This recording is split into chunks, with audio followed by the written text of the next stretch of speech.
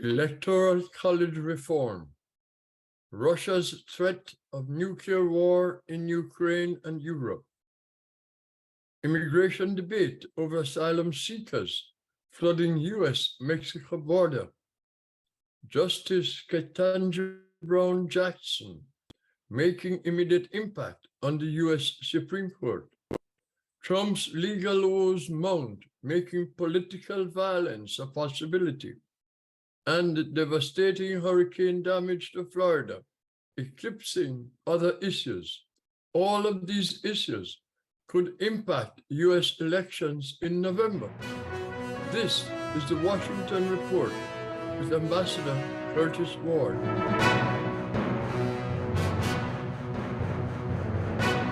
The long-awaited passage of legislation to reform the US Electoral College was assured when US Senate Majority Leader Mitch McConnell joined Senate Majority Leader Chuck Schumer endorsing the bipartisan bill co-sponsored by Republican Senator Susan Collins and Democrat Senator Joe Manchin.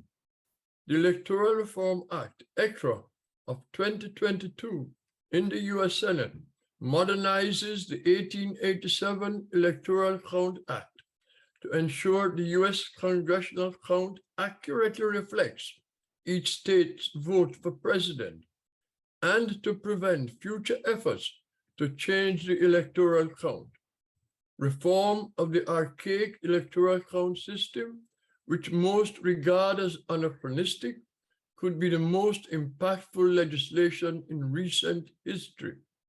Donald Trump's failed attempt to subvert the will of the voters electing Joseph Biden brought American democracy to the brink of collapse with the January 6th insurrection.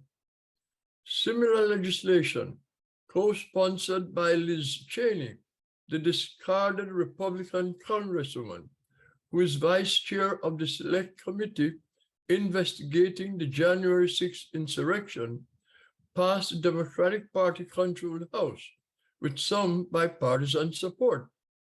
The January 6th committee has presented damning evidence of a plot led by the Trump White House to prevent the peaceful transfer of power to Democrat Joseph Biden. In the meantime, the limited protection still available under the Voting Rights Act is now threatened by the Supreme Court conservative majority, which is considering a case which could result in gutting it altogether. The threat to American democracy is further threatened, given that nearly 300 Republican election deniers are on the ballot this November, who, if elected, will boast of Republicans in the House, as governors, control of state legislatures, and secretaries of state, many of whom have pledged to deny certifying the Democratic Party presidential victor, as reflected by the popular vote in 2024. Trump's legacy of election deniers who believe Trump's big lie about the big steal is an existential threat to American democracy. Things could get worse should the Democrats lose control of the US House of Representatives. American democracy may very well depend on which party controls the House after November. Voting for Democrats in November may be the only antidote to Republican assault on democracy. Justice Ketanji Brown Jackson, the newly installed justice and the first Black woman to serve on the US Supreme Court, in her first hearing in a case challenging what's left of the already gutted Voting Rights Act, gave a lesson to her colleagues and to America in understanding the impact of voting discrimination against African Americans and the historical protection for which the act was intended. Justice Jackson's intervention is being hailed by luminaries, legal luminaries, as historical and being described as master class. No one can argue with that description. Justice Jackson's future on the Supreme Court could be a catalyst for restoring the integrity of the much maligned court. Internationally, the Russian illegal war in Ukraine and Vladimir Putin's wild threat of use of nuclear weapons to staunch his military's losses is at the center of national security and geopolitical discussions in Washington. President Biden has warned Putin that any use of nuclear weapon would be met with a US response that would be devastating to Russia. Biden is not bluffing. The Washington diplomatic community, and indeed the entire global community, is befuddled by the possibility of expansion of the war in Ukraine and the possible insertion of the US and NATO military forces directly in the conflict should Putin carry out his nuclear threat. It's a matter of concern for all. In the meantime, President Biden announced another $625 million in new US military assistance to Ukraine, bringing the total to $17.5 billion since the war started. US provided modern sophisticated weapons to Ukraine have proven to be far superior to the Russian arsenal. The weapon advantage helps drive Ukraine's victories in the war. Conversations are intense in the US Capitol about the problems at the southern border with Mexico, driven particularly by the influx of asylum seekers from Venezuela, Cuba, and Nicaragua in recent months. Haitians fleeing the political, economic, and security chaos in Haiti are also swelling the ranks of asylum seekers. Cuban, Venezuelan, and Nicaraguan migrants are characterized as political refugees, fleeing oppressive communist and socialist regimes to apply for asylum.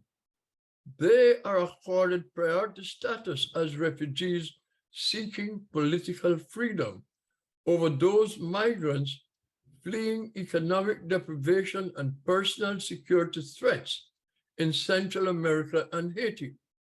This is worth watching with a keen understanding of the immigration-linked geopolitical dynamics and the effects on US domestic politics. Trump is swamped by legal troubles.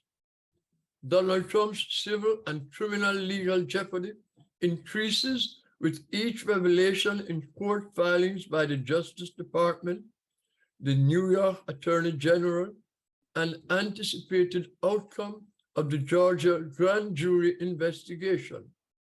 There's unease that a desperate Donald Trump could instigate a violent response from extremist groups such as the Oath Keepers and the Proud Boys, even though the group's leader and other group members are being prosecuted on charges of seditious conspiracy by the Justice Department for their roles in the January 6th insurrection. This is a developing story that should be watched closely. It will be grabbing the headlines in the weeks ahead. Hurricane Ian takes center stage. The devastation wrought by Hurricane Ian on Florida has shifted attention away from otherwise important political and security issues. This is expected, at least in the short term. The Biden-Harris administration will be judged by the federal government's response to the disaster with implications for the November elections. Recent provocation by North Korea has not gone unnoticed and is an issue that is receiving rapt attention by the US State Department. Increased diplomatic efforts are underway to seek to tamper the effect of North Korea's provocation. and my next report will pick up on the security and political implications for the US and the region. It is a packed and intriguing agenda in the weeks ahead. I am Ambassador Curtis Ward, and this is the Washington Report.